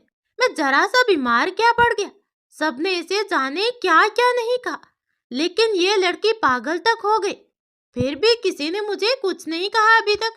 ये दोगला बर्ताव क्यों? दावे के साथ कह सकता हूँ, अगर मैं पागल हुआ होता तो आप सबने इसे जान से मार दिया होता। फिर मेरे लिए कोई लफ्ज, कोई सजा क्यों नहीं किसी के पास? सब नियम बेसहारा के लिए बनाए हुए हैं ना। जो अच्छे परिवारों से ताल्लुक रखते हैं वो कुछ भी कर गुजरे, उन्हें कुछ बोलने की हिम्मत नहीं होती किसी में। विधवा विधवा, जब से आया हूँ यही सुन रहा हूँ। तो किसी की तो किसकी विधवा है, बताइए मुझे। है किसी के पास उसके मरे हुए पति के परिवार का पता? कौन था वो, कैसा था, किसने देखा था, कोई मिला उससे? सब वही जानते हैं जो इसने कहा। न कहती तो कोई जानता ही नहीं कि ये विधवा है। सीधी साफ होने का यही सिला दिया आप सबने इसे। कोई सीधे मुंह बात नहीं करता इससे। आप सबको इसके पागल हो जाने पर भी कोई फर्क नहीं पड़ता और खुद को इंसान कहते हो और इसे डायन। बेदिल बेदर्द लोग हो तुम सब। ये सारे लोग अगर तुम्हें किसी के लिए इस्तेमाल करने चाहिए तो खुद के लिए, इसके लिए नहीं। ये तो इस हद तक तुम सबके किए गए अत्याचारों से गुजरी है कि किसी को कुछ कहे बिना खामोशी से खुद के अंदर ये जहर बुझे लफ्ज जमा करते करते पागल हो गई है। आप सब में फिर भी इंसानियत नहीं जन्मी, शर्म आनी चाहिए सबको। कोई अमर होकर नहीं आया है, सब मरेंगे एक दिन। जब तक जी रहे हैं तब तक तो खुशी से एक दूसरे को जी लेने दो, चैन की सांस ले लेने दो खुली हवा में। मत फैलाओ इतना जहर हवा में और किसी के जहन में कि वो सांस भी ना ले सके। जल्दी तब तक मौका देकर वहां से भाग गई तो राहुल को जैसे ही पता चला वो भी उसके पीछे भागा। जल्दी वापस खेत में जाकर खड़ी हो गई और हंस रही थी। राहुल उसके सामने खड़ा हो गया और उसे एकटक देखने लगा। जल्दी हंसते हुए उसे देखकर बोले, क्यों खड़े हो, हंसो ना। तब राहुल उसकी तरफ देखकर बोला, क्यों क्यों? गौरी ने उसकी बात को दोहराया, फिर हंसते हुए बोले, अरे हमारे ऊपर हंसो। पता है हम सबको सबसे छीन लेते हैं और फिर भी अकेले रहते हैं, कोई नहीं मिलता हमें। कितना बड़ा गुण है ना हमें। सभी हंसते हैं, हंसो हंसो, आप भी हंसो ना। तो राहुल चुप खड़ा होकर उसे देखता रहा। उसकी कही गई बात में बहुत दर्द था। बड़े बेवकूफ मालूम होते हैं आप, हंस क्यों नहीं रहे? जल्दी फिर और हंसने लगी। जल्दी, अजीत ने उसका धीरे से नाम पुकारा। जल्दी को जैसे कुछ सुनाई नहीं दिया। वह हंसती रही और हंसते हंसते अपना आंचल मुंह पर रख लिया। राहुल खामोशी से कुछ पल उसे देखता रहा, फिर उसकी कलाई पकड़कर धीरे से उसके हाथ को चेहरे पर से हटा दिया। तो राहुल की तरफ देखती हुई जल्दी की हंसी धीरे धीरे रुक गई और वह उसकी शक्ल देखने लगी। राहुल भी उसकी आंखों में देखता रहा, बिल्कुल उसी तरह की जब पहली और आखिरी बार उसके करीब गया था। देखते ही देखते जल्दी की आंखों में आंसू मड़ने लगे और राहुल को पहचानते ही उसके मुंह से निकला, छोटे साहब। फिर उसने अपने दोनों हथेलियों से अपना मुंह ढक लिया। वह सुबह उठी तो राहुल ने उसका हाथ हटाकर उसके आंसू पोंछे। जल्दी का जी किया कि राहुल के सीने से लग जाए, लेकिन वह कदम नहीं बढ़ा सके। तो राहुल ने खुद ही हाथ बढ़ाकर उसे बाहों में समेटते हुए उसे अपने सीने से लगा लिया। जल्दी उसके सीने से सिर टिकाकर बेतहासा रोने लगी। चुप हो जाइए ना, ऐसे मत रोइए। क्या हो गया था आपको जल्दी? कहते कहते राहुल की आंखों में भी खुशी के आंसू लहरा उठे। मैं डर गया था जल्दी, सांस अटकती थी मेरी आपकी हालत देखकर। मैंने तो सिर्फ खुशियों से आपका दामन भरना चाहा था, लेकिन सब गलत हो गया। अब जाकर सुकून मिला है, राहुल ने कहा और जल्दी को और भी ज्यादा कसकर अपनी बाहों में समेट लिया। अब राहुल ने जल्दी को खुद से अलग करते हुए उसके आंसू पोंछे और जल्दी के हाथ बढ़ाने से पहले अपने भी आंसू अपने कंधों से ही पोंछ लिए। वो जल्दी बोले, बहुत बुरे हैं ना हम, आपको रुला दिया। तो राहुल ने सिर हिलाते हुए कहा, कुछ नहीं होता इन आंसुओं से। मैं तो ये सोचकर परेशान था कि अब आप मुझे कभी पहचान पाएगी या नहीं। आपको भूलना संभव कहाँ है? जल्दी ने नजर झुकाते हुए कहा। तभी राहुल उसकी तरफ देखते हुए मुस्कुराकर बोला, क्या उस रोज की बात याद आ गई जब मैंने तुम्हें पहली बार गले लगाया था? जल्दी ने बिना नजर उठाए सिर हिलाकर हामी भर दी, क्योंकि चेहरे की रंगत गुलाबी हो उठी थी। अच्छा हुआ आपको याद आ गया, वरना वरना और को वरना और तो कोई याद भी नहीं है हमारे पास, हमारे साथ की। राहुल भी नजर हटाते हुए बोला। तो उसकी नजर कुछ दूर पर खड़े अपने पापा पर पड़ गई। तभी जल्दी ने अभी उधर देखा तो वह उन्हें देखते ही राहुल से 4-5 कदम दूर हट गई और वह दूर हटती उससे पहले ही राहुल ने उसका हाथ पकड़ लिया तो जल्दी ने नजर झुका ली। तब राहुल के पापा राहुल के पीछे पीछे वहां चले आए थे तो वहीं जल्दी के मौसा भी कुछ दूर पर फसल में छिपे हुए थे। आए तो वो जल्दी को घर ले जाने के लिए थे, लेकिन राहुल को उसके पास जाते देखकर छिप गए, क्योंकि राहुल उन्हें देखने के बाद हिचकिचाहट की वजह से जल्दी से बात नहीं कर पाता। तभी राहुल अपने पापा को देखते ही जल्दी से बोला, चलिए मेरे साथ, यहाँ खड़े रहना अब ठीक नहीं है। वह जल्दी के साथ जैसे ही बढ़ा, नारायण जी ने पीछे से आवाज दे दी। तो राहुल रुक गया। तो उसके पापा बोले, तुम अभी भी अपना फैसला सही मानते हो, घर वापस नहीं आना चाहते? तो राहुल बोला, हाँ बिल्कुल सही मानता हूँ, मैं घर नहीं जाना चाहता, मैं ऐसे ही खुश हूँ। वैसे आप यहाँ क्या कर रहे हैं? तुम्हारे पीछे आया था, जब से गए हो तुम्हारा कुछ पता ही नहीं लगा, नजर ही नहीं आते। आज नजर आए तो मैं चला आया। तो राहुल बोला, क्यों, कोई काम था क्या मुझसे? अगर हो तो कहिए। काम नहीं था, देखना चाहता था कि कैसे हो। अब तो देख लिया ना, मैं ठीक हूँ। तो ठीक क्यों नहीं रहूंगा? नारायण जी उसकी दो टूक बातें सुनकर अब बोले, इतने दिनों में अपनी माँ की याद भी नहीं आई होगी ना तुम्हें? माँ को कौन भूलता है, याद तो आती है, पर कर क्या सकता हूँ, राहुल बोला।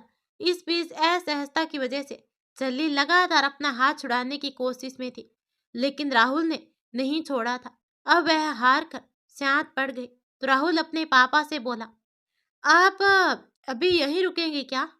इसे घर पहुंचा कर आता हूँ, तब बात करते हैं। तब नारायण जी बोले, ये यहाँ क्यों नहीं रह सकती? आपने उस रोज जो बातें कही थी, मैं नहीं चाहता फिर से कुछ वैसा ही सुने। एक तो इसकी हालत वैसे भी ठीक नहीं है, और अब फिर खेत भी तो आपका ही है, ये यहाँ खड़ी होकर क्या करेगी? उस दिन घर से निकाला था, आज खेत से निकालेंगे?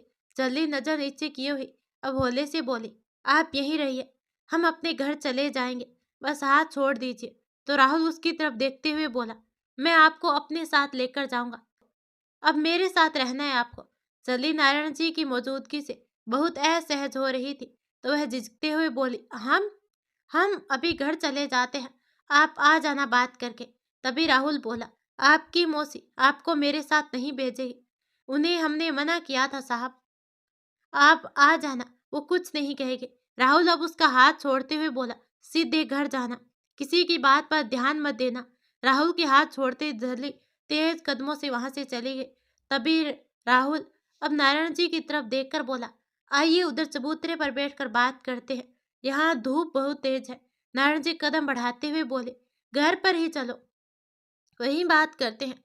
राहुल कदम बढ़ाते ही बोला, नहीं, मैं वहां नहीं जाना चाहता। आप आपका हर काम करने को मैं हाजिर हूँ, सिर्फ दो काम नहीं कर सकता, घर नहीं जा सकता और जल्दी को नहीं छोड़ सकता। तुम्हारा भाई आया हुआ है, मिलना चाहता है तुमसे। ठीक है, मैं घर के बाहर खड़ा रहूंगा, आप उन्हें बुला देना, मिल लूंगा। तभी नारायण जी बोले, ऐसा मत करो, ठीक है, घर के अंदर मत आना, लोन में तो आ सकते हैं, देखकर बाहर मिलते देखकर कोई क्या सोचेगा? तो राहुल बोला, किसी के कुछ सोचने से वैसे तो मुझे कोई फर्क नहीं पड़ता, लेकिन आपकी बात का मान रखने को आ जाऊंगा। वैसे रह कहाँ रहे हो आजकल?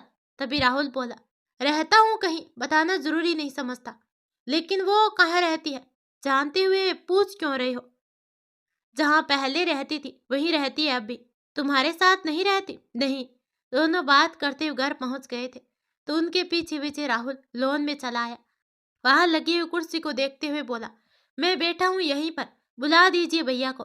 नारायण जी अंदर चले गए तो कुछ देर के बाद माँ, भाभी, भैया सब एक साथ बाहर निकलकर लॉन में आए। राहुल ने सबके पैर छुए तो भाई ने उसे गले से लगा लिया और फिर अलग होते हुए अंदर चला आया। यहीं बैठकर बात करते हैं ना?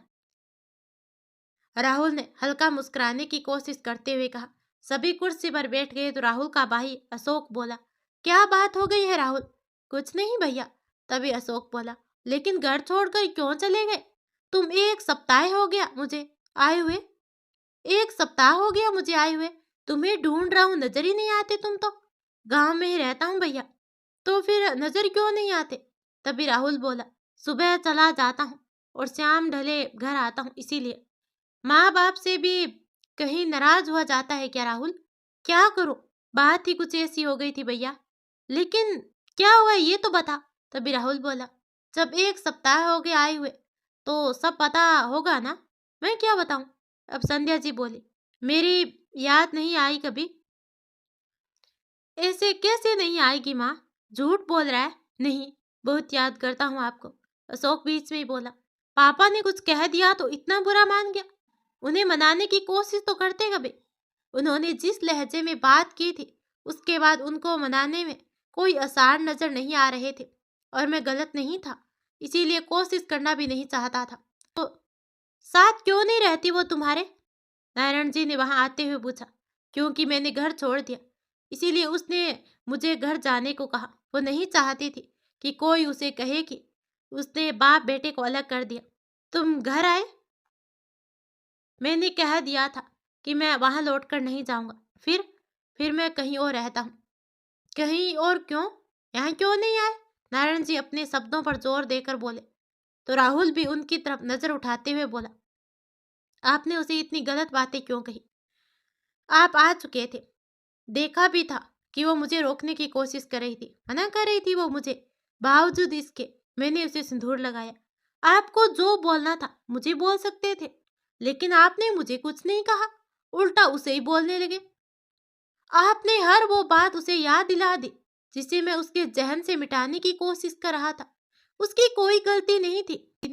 वो यहाँ अपनी मर्जी से आई भी नहीं थी। माँ ने बुलाया था उसे मेरे कहने पर। उसने कभी मुझसे शादी के लिए हाँ तक नहीं की, और फिर भी आपने उसे ही गलत ठहरा दिया। अशोक बात बदलने के लिए बीच में ही बोल पड़ा, शांत हो जाओ। इसे मैंने सुना है कि अब वो किसी को पहचानती तक नहीं।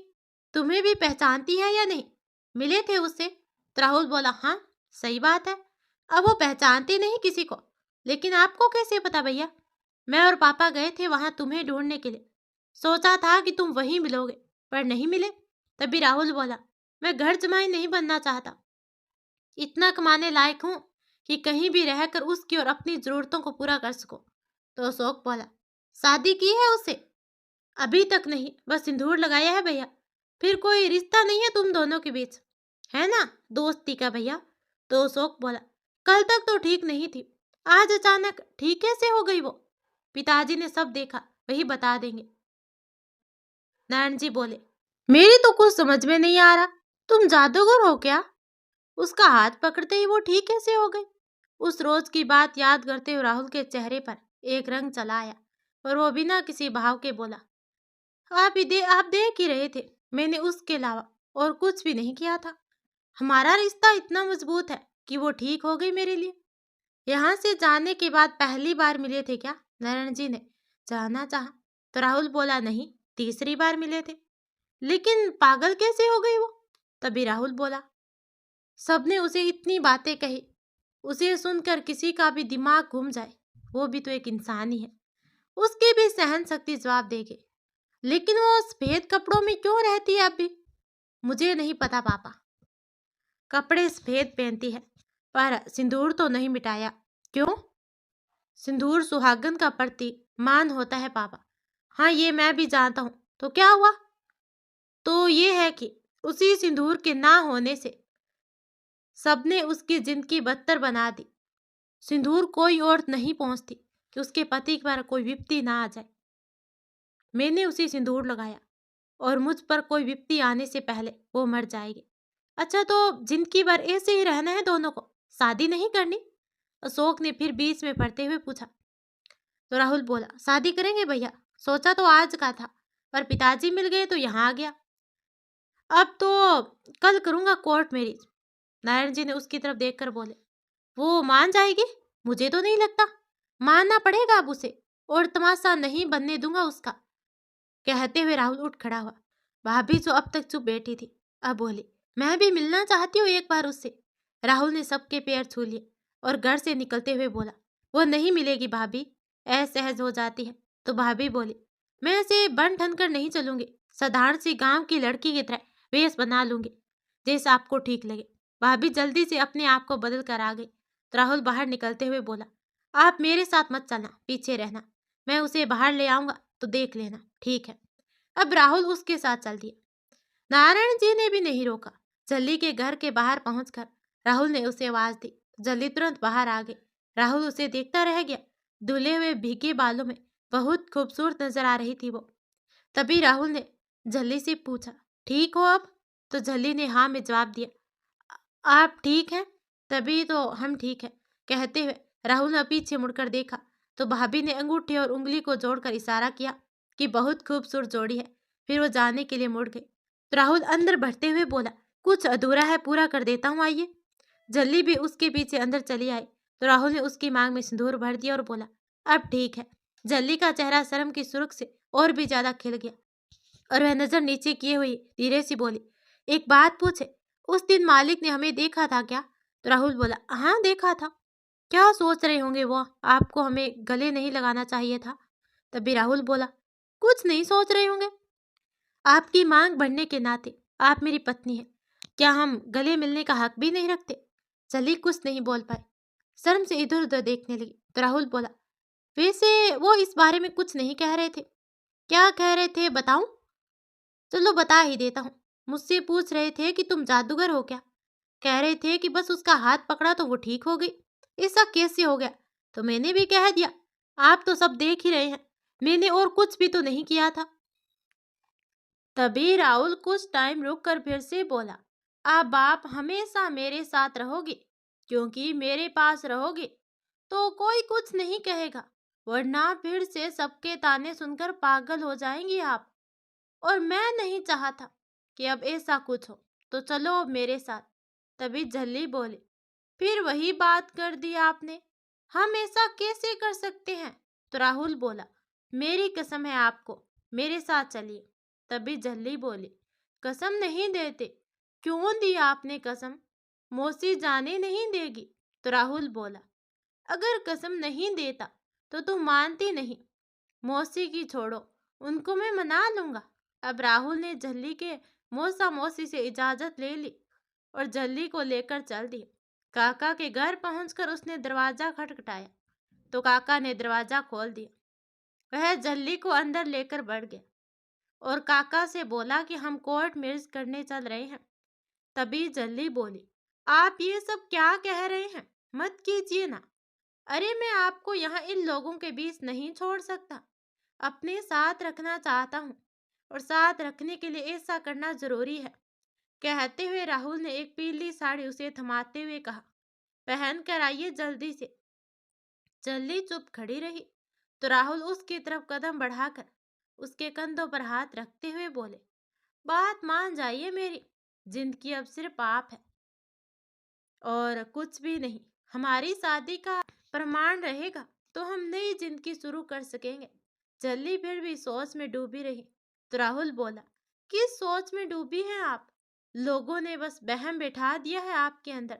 निश्चिंत रहे, आपसे शादी करके मुझे कुछ नहीं होगा, लेकिन अगर आप मुझसे शादी नहीं करेंगे तब मैं जरूर मर जाऊंगा। अब खुद ही फैसला कीजिए कि लोगों के कहे हुए भ्रम में जीना है या मेरे साथ हकीकत में। तभी झल्ली बोले, हम मना नहीं कर रहे, बस आप मरने की बात मत किया कीजिए। अरे ये हुई ना बात, तब जल्दी पहन कर आइए ये साड़ी।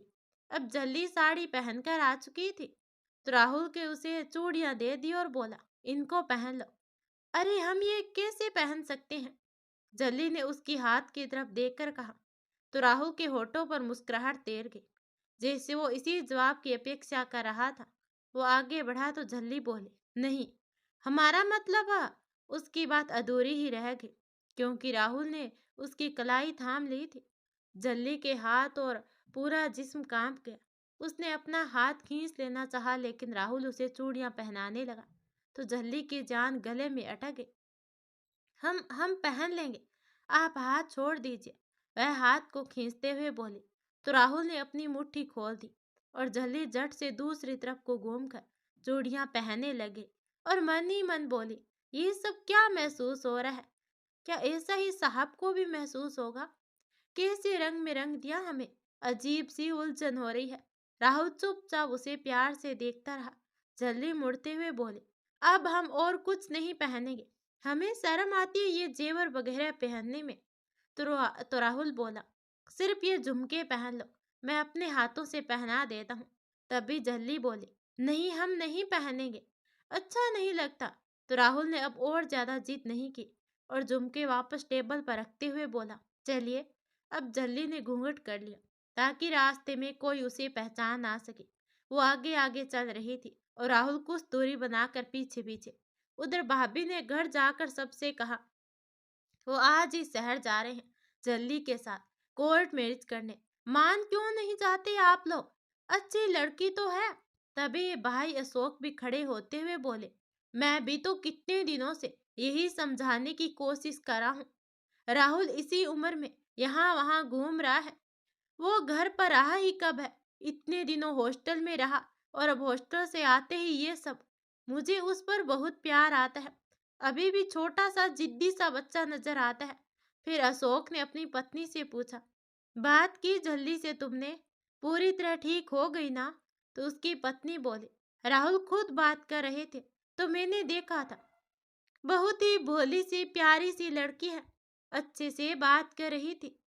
अशोक का पापा की तरफ घूरते हुए बोला, पापा अब भी नहीं मानेंगे क्या आप? वो उससे शादी करके कहाँ रहेगा?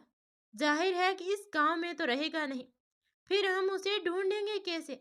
अभी कहाँ रहते हैं? भाभी ने पूछा तो भैया झुंझलाते हुए बोले, नहीं पता है ना। पापा कुछ बोलिए ना, उसे रोक लीजिए। अगर लौट कर ना आए तो? तभी नारायण जी खड़े होते हुए बोले, मान गया हूं मैं। आज उन दोनों को देखकर मन पिघल गया। वो पागलपन में वो पागलपन में राहुल को पहचान नहीं रही थी और राहुल उस वक्त जिन नजरों से उसकी तरफ देख रहा था, वो नजरें अंदर तक मुझे गलानी में डुबो गई। मेरे कारण ही तो दोनों का ये हाल हो गया। मैं मान गया होता तो वो पागल कभी नहीं होती। तभी भैया बोले, पापा चलिए काका से पूछ लेते हैं, क्या पता उन्हें पता हो। दोनों काका की तरफ चल दिए। वहां पहुंचकर पूछा तो काका ने अंदर आने का रास्ता देते हुए कहा, यही रहते हैं, शाम तक लौट आने को कह गए हैं। अब बारिश होने लगी थी, इसीलिए बाप बेटे दोनों अंदर ही रुक गए। तो कुछ देर के बाद अशोक वहां रखे सामान को देखने लगा। फिर पूछा कि ये सब क्या है? तो काका बोले, छोटे मालिक लाए थे, जल्ली ने पहनने से मना कर दिया। नारायण जी उन जेवरों की तरफ देखने लगे।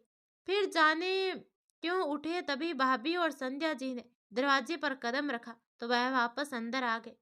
वहां बैठकर काका से वो बात कर रहे थे कि तभी दरवाजे पर राहुल के साथ झल्ली ने अंदर कदम रखा। बारिश की वजह से वो दोनों लौट आए थे। लौटते ही राहुल की नजर सामने बैठे अपने परिवार पर पड़ी तो वह असमंजस में पड़ गया। वहीं जल्ली उन्हें देखकर दरवाजे पर ही ठिठक गई। रंगीन साड़ी और चूड़ियां पहनने की वजह से उसने शर्मिंदा होकर सिर को झुका लिया था और घूंघट को थोड़ा आगे कर लिया था।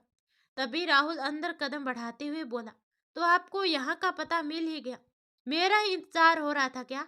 अशोक ने सिर हिलाते हुए हाँ कहा। नारायण जी ने उसकी तरफ नजर उठाते हुए कहा, बैठो बात करते हैं। उनकी बात सुनकर राहुल ने झल्ली की तरफ देखा तो उसे घूंघट में देखकर उसने अपना हाथ बढ़ाया और उसका हाथ सर तक सरका दिया। फिर बोला, बैठिए। तो जल्ली बिना नजर उठाए बोले, हम अभी अपने घर नहीं जा सकते क्या? आप बातें कीजिए, हमारे यहाँ रहने से असुविधा होगी। बैठिए, कोई असुविधा नहीं होगी। राहुल नरमी से ही बोला, लेकिन उसके लहजे में सख्ती थी। अब झल्ली बैठ गई तो राहुल भी उसके बराबर में बैठ गया। उसको देखकर काका बाहर चले गए। झल्ली चुपचाप पल के नीचे किए हुए बैठी थी। कहिए, कोई काम है क्या मुझसे? राहुल ने नारायण जी से मुखातिब होते हुए पूछा। तो नारायण जी बोले, करली कोर्ट मैरिज आपने? करली कोर्ट मैरिज आपने? तो राहुल बोला, अभी तक नहीं की। अच्छा, तो शादी करने का इरादा नहीं है? तभी राहुल बोला, अभी कुछ सोचा नहीं, पहले कोर्ट मैरिज कर लें, फिर देखते हैं। नारायण जी जल्ली की तरफ देखते हुए बोले, जल्ली कब है तुम्हारी शादी? तो जल्ली कुछ नहीं बोली। तो नारायण जी राहुल से बोले, अरे ये तो नाराज है, इसलिए बताना नहीं चाह रहा, तुम ही बता दो। उनकी बात खत्म होते ही राहुल बोला, नाराज सिर्फ ये मुझसे होती है नाराज सिर्फ ये मुझसे होती है, क्योंकि नाराज अपनों से हुआ जाता है, अजनबियों से नहीं। तो अब भी उतना ही गुस्सा है तुम्हारे अंदर? नारायण जी उसके लहजे को देखकर बोले। राहुल ने अब कुछ नहीं कहा, चुप रह गया। नारायण जी उसे देखते हुए बोले, तुम्हारे शादी की तारीख हम तय करेंगे, घर चलो। तो राहुल ने हैरानी से उनकी तरफ देखा और फिर झल्ली की तरफ नजर करते हुए बोला, मुझे आपकी मर्जी से शादी नहीं करनी। मैं जल्दी से शादी करूंगा। मुझे घर नहीं जाना। तभी अशोक हंसते हुए बोले, हम भी जल्दी से ही करवाएंगे तुम्हारी शादी। घर चलो अब। अरे आप मजाक कर रहे हैं मुझसे? राहुल ने अशोक की तरफ नजर उठाते हुए पूछा। तभी नारायण जी बोल उठे, इन सब मामलों में मजाक नहीं किया जाता। नखरे करना बंद करो और चुपचाप घर चलो। तो राहुल बोला, पर मैं अब जल्ली को अकेले नहीं छोड़ सकता। नारायण जी उसके कंधे पर हाथ रखते हुए बोले, जल्ली अकेले नहीं है। वो अपने घर रहेगी और शादी के बाद तुम्हारे साथ रहेगी। वह संध्या जी के साथ बाहर निकल गए। तो अशोक भी राहुल के कंधे पर हाथ मारते हुए बोला, चल खड़ा हो। तभी भाभी ने जल्ली के कंधे पकड़ते हुए कहा, चलो जल्ली।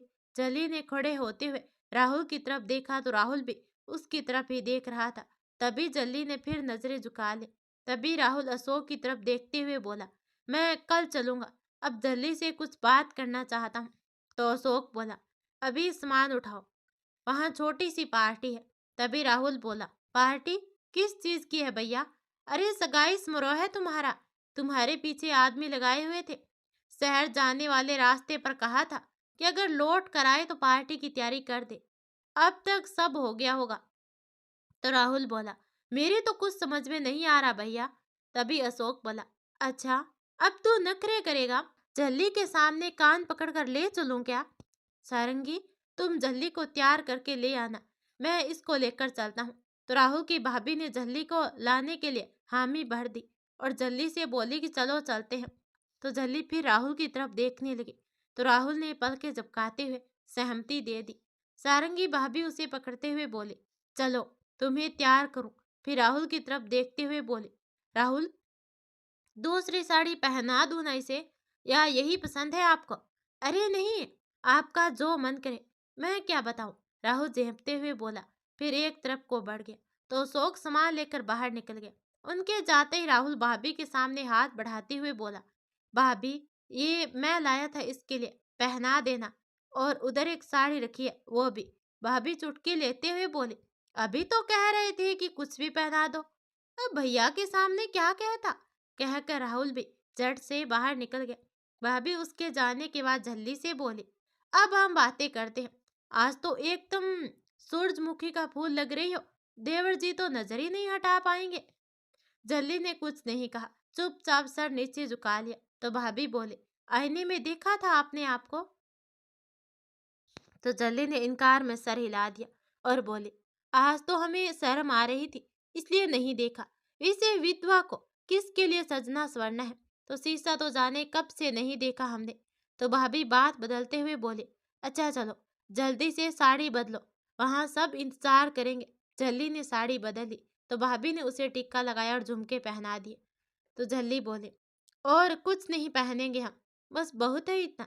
अरे काजल तो लगा लो, वरना नजर लग जाएगी। नहीं भाभी। तो भाभी बोली, कैसे नहीं, लगाना तो पड़ेगा। कहते हुए भाभी ने उसे काजल लगा दिया और बोली, अब देखना खुद को आईने में, कोई कमी तो नहीं है ना? तो झल्ली बोले, हम नहीं देखेंगे आईने में। अच्छा, देवर जी की आंखों में देखोगी खुद को? भाभी ने चुटकी ली। तो झल्ली ने पलके झुका ली और बोली, नहीं, हम ऐसा क्यों करेंगे? तभी भाभी बोली, अच्छा अच्छा चलो फिर चलते हैं। वो दोनों घर पहुंचे तो झल्ली के मौसा मौसी भी वहां पहले से थे। कुछ गांव के सामान्य सदस्य भी थे। सबकी मौजूदगी में राहुल और झल्ली ने एक दूसरे को अंगूठी पहनाई। फिर खिलाने पिलाने के बाद जब मौसा मौसी जाने को तैयार हुए तो राहुल भी उन्हें छोड़ने के लिए साथ चल दिया। उसे देखकर अशोक भी उनके साथ ही हो लिया और धीरे से बोला, चिंता मत कर, उनके घर के बाहर हमारे आदमी रहेंगे, कुछ गलत नहीं होगा। तुम दोनों की शादी होगी कल। तो राहुल चौंक कर बोला, वो मैं तो राहुल चौंक कर बोला, वो मैं कुछ भी नहीं लाया हूँ झल्ली के लिए। और वो लोग भी इतनी जल्दी कैसे तैयारी और वो लोग भी इतनी जल्दी शादी की कैसे तैयारी करेंगे? तो अशोक बोला, सब कुछ आ गया है, सारी तैयारी हो चुकी है और उनके मौसा मौसी को सब पता है। अगले दिन दिन भर तैयारियों में ही बीता। फिर शाम ढले दोनों की शादी कर दी गई। झल्ली का हाथ अपने हाथ में लेकर राहुल का दिल भर उठा। खुशी से पल भर को आंखें डबडबा आई। तो तो वहीं शादी पूरी होने पर झल्ली मन ही मन बोली, सोचा नहीं था कभी कि आप सदा के लिए हमारे हो जाएंगे।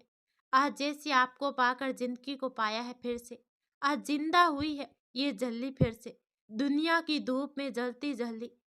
पर आपने इतना घना साया कर दिया कि अब कोई हमें जला नहीं सकेगा। आपकी परछाई हम पर पड़ी और आपने हमारी मनहूसियत को हमसे दूर हटा दिया। अपने काबिल समझकर हमें खुशियों को जीने का हक दे दिया। हम आपके जिंदगी भर कर्जदार रहेंगे। साथ फोटो खींची जाने लगी तो जल्दी पहले तो फोटो खिंचवाने को तैयार नहीं थी, फिर तैयार भी हुई तो राहुल से दूर खड़ी हो रही थी।